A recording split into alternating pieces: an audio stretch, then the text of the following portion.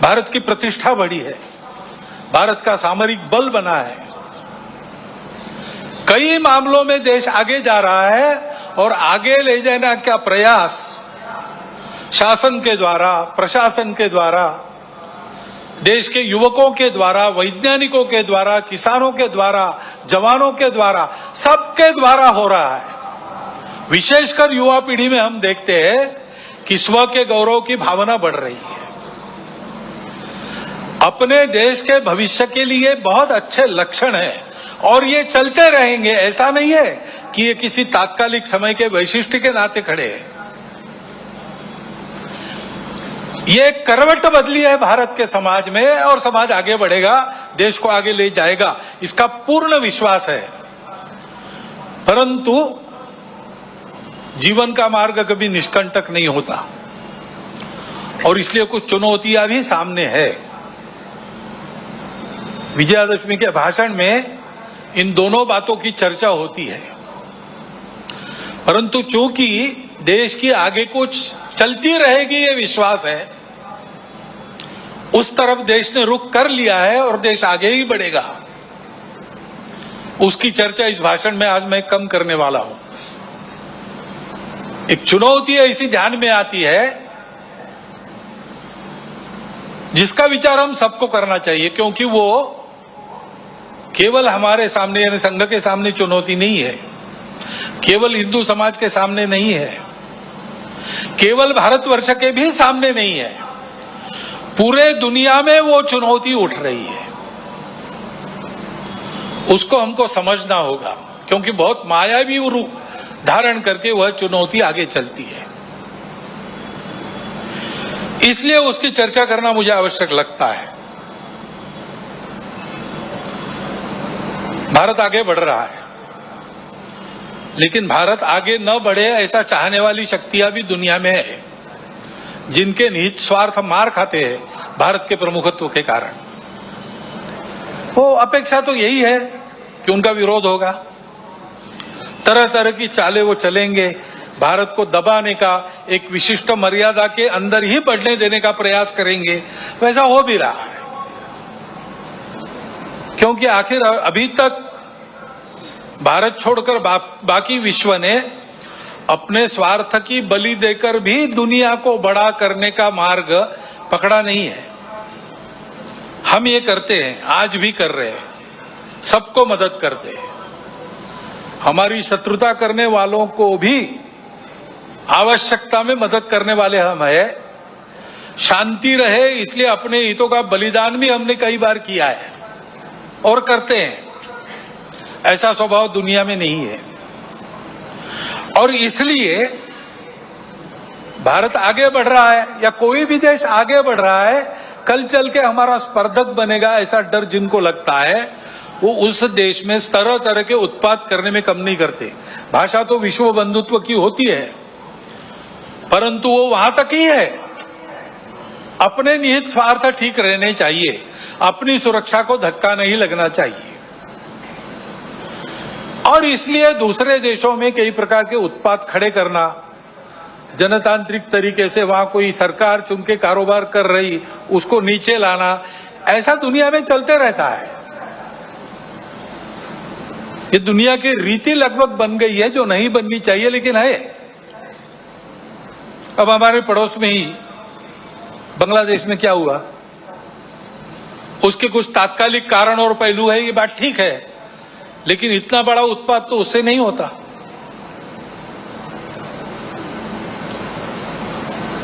वो कारण उनकी चर्चा जिनका विषय है वो करे, परंतु दो बातें ध्यान में आती है। पहली बात है कि उस उत्पाद के कारण वहां के हिंदू समाज पर जो अत्याचार बार बार होते हैं, उस परंपरा को फिर से दोहराया गया।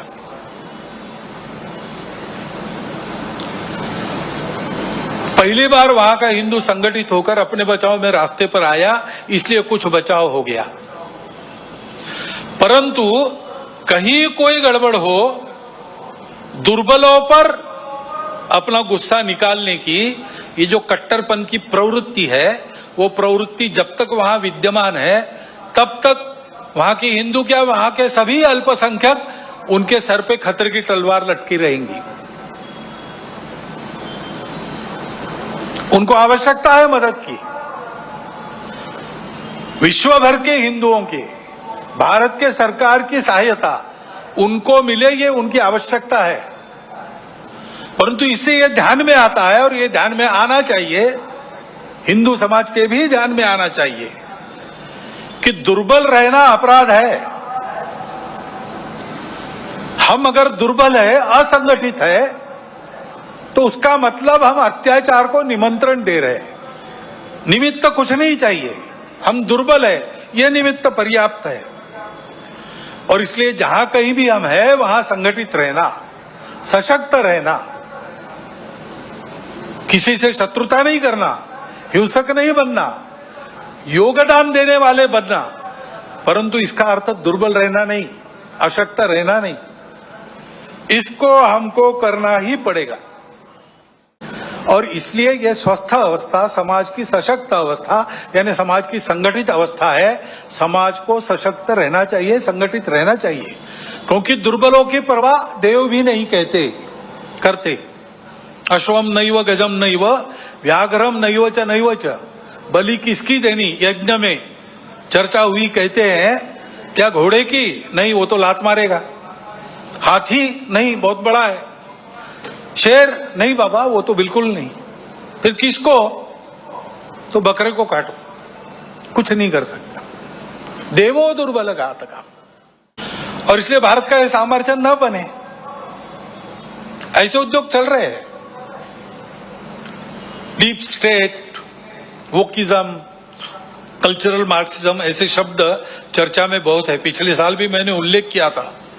कुछ लोगों ने कहा था कि अपने यहां तो है ही नहीं। ऐसा नहीं है, अपने यहां है, बहुत पहले से है। क्योंकि केवल भारत नहीं, सभी सांस्कृतिक परंपरा के विरुद्ध ये विचार जाता है। परंपरा से दुनिया में कहीं भी कोई भी समाज जीवन में जो मंगल है, भद्र है, ऐसा मानता है, उसको ध्वस्त करना ये इनके कार्य प्रणाली का अंग है।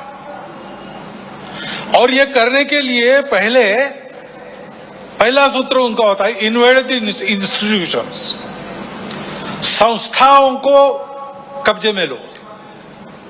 शिक्षा संस्थान है, विद्यापीठ है, शिक्षा व्यवस्था है, माध्यम है, बौद्धिक जगत है, इन सब पर अपनी पकड़ कायम करके उनके द्वारा समाज में विचारों की विकृति का प्रसार करना, विचारों को बिगड़ना, अपनी परंपरा के प्रति, अपने स्वत्व के प्रति अश्रद्धा से उत्पन्न करना।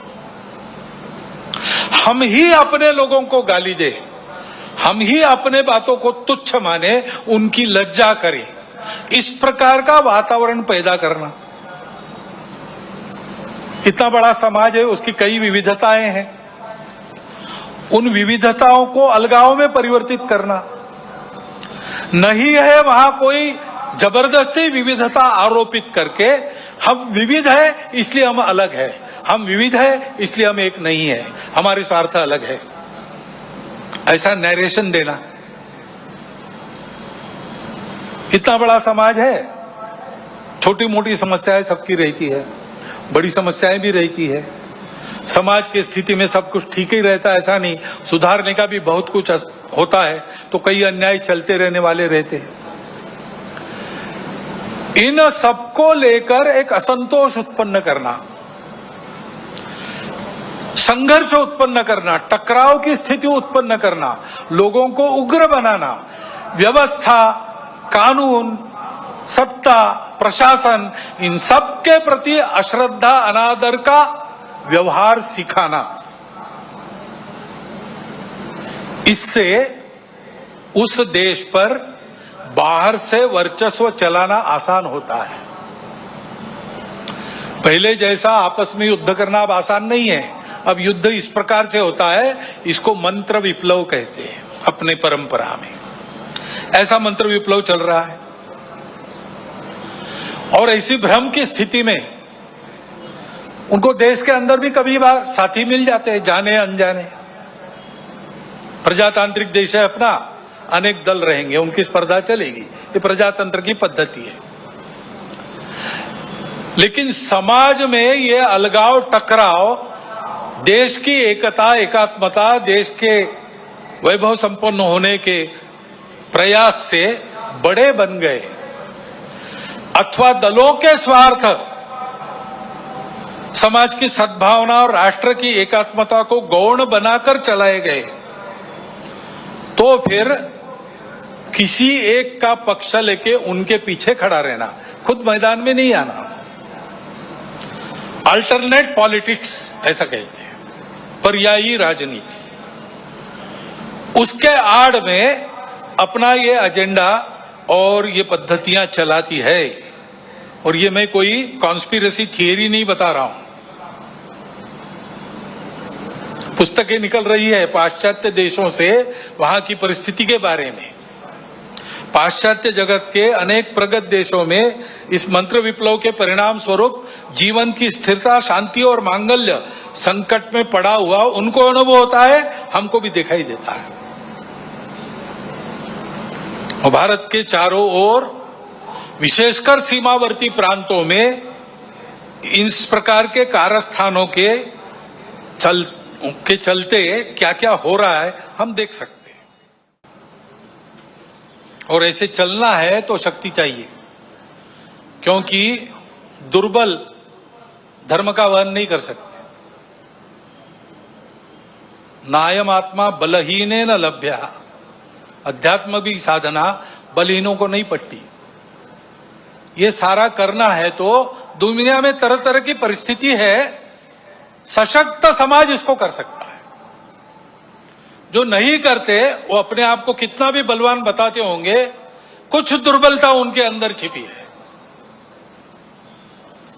और इसलिए दुनिया की रीति है, सत्य भी है अपना, दुनिया शक्ति देखती है उसके पीछे की, उसको स्वीकार करती है। बलहीनों को नहीं पूछता, बलवानों को विश्व पूजता। जब भारतवर्ष गिनने लायक बल नहीं रखता था तो हमारे कितने अपमान होते थे, हमारे लोगों को कैसे निकाला जाता था। अब भारतवर्ष की शक्ति बढ़ गई है तो मान भी बढ़ गया है, भारतवर्ष के नागरिकों की प्रतिष्ठा भी बढ़ गई है। भारतवर्ष जितना बड़ा बनेगा उतना उसकी बातें स्वीकार होगी, उसकी बातें सत्य है, सबके लिए है, सद्भावना परिपूर्ण है, परंतु उसका स्वीकार होना है तो शक्ति संपन्न बनना पड़ेगा। ये आज की जगत की रीति है। इसलिए शक्ति की साधना, दुर्बल नहीं रहना, शारीरिक मानसिक बौद्धिक सब प्रकार का बल चाहिए, संगठित समाज का बल चाहिए, उसी की साधना राष्ट्रीय स्वयंसेवक संघ करता है। परंतु शक्ति को दिशा चाहिए, दिशाहीनों की शक्ति उपद्रव करती है, और इसलिए राष्ट्रीय स्वयंसेवक संघ में बल के साथ शील की साधना होती है। शील संपन्न शक्ति विश्व में सद्भावना और शांति का आधार बनती है। साधना ही मुक्ति का शुभ द्वार है, शक्ति ही तो शांति का आधार है। लेकिन ये शक्ति शील संपन्न होनी चाहिए। इसलिए प्रार्थना आपने सुनी, अजय्यांच विश्वस्य देश शक्ति, अजय्य शक्ति जिसको कोई परास्त न कर सकते ऐसा ही है। लेकिन तुरंत कहा सुशीलम जगत ये न नम्रम भवेत, ऐसा शील चाहिए जिसके सामने आदर पूर्वक सारा जगत नम्र हो। भारत में ये जो चुनौती है सारे विश्व पर जो है, संपूर्ण विश्व की व्यवस्था मांगल्य नष्ट करके अपने स्वार्थी दाव की पकड़ में विश्व को रखना चाहने वाले लोग जो कर रहे हैं और अपने स्वार्थ के लिए उनको साथ दे रहे हैं, वो चुनौतियां उपस्थित करेंगे। उसमें से हमको आगे बढ़ना है निर्भय निर्वय होकर। इसलिए शील संपन्न व्यवहार के साथ शक्ति साधना महत्वपूर्ण है। आज का पर्व भी ऐसा ही है। देवों ने सब ने अपनी अपनी शक्तियां एकत्रित कर दी, नवरात्र जागरण किया उसके लिए। उसमें से चिन्मयी जगदम्बा प्रकट हुई और उसके प्रकट होने से असुरों का निर्दालन हो गया, सज्जनों का कल्याण हो गया और विश्व का कल्याण हुआ। इस विश्व मंगल साधना के मौन पुजारी के नाते संग लगा है। सबको यही साधना अपने परम पवित्र मातृभूमि को परम वैभव संपन्न बनाने की शक्ति व सफलता प्रदान करेगी। और इस साधना को देखकर दुनिया के बाकी देश भी इसी प्रकार की साधना उनके संदर्भ में उनके देश में करेंगे और सब ऐसे हो जाएंगे। विश्व के जीवन में अपने देश को सामर्थ्य संपन्न वैभव संपन्न बनाकर सब देश विश्व में योगदान करेंगे। ये स्थिति इसी रास्ते से आएगी। ऐसी ये साधना है, सुख शांति सद्भावना युक्त विश्व को बनाने की साधना करने वाला भारत बनाने की यह साधना है। इस साधना में आप सबको मैं निमंत्रित करता हूं और इन पंक्तियों के साथ अपने वाणी को विराम देता हूं। हिंदू भूमि का कण कण होकर शक्ति का अवतार उठे, जल थल से अंबर से फिर अब हिंदू की जय जयकार उठे, जगत जननी का जय जयकार उठे। भारत माता की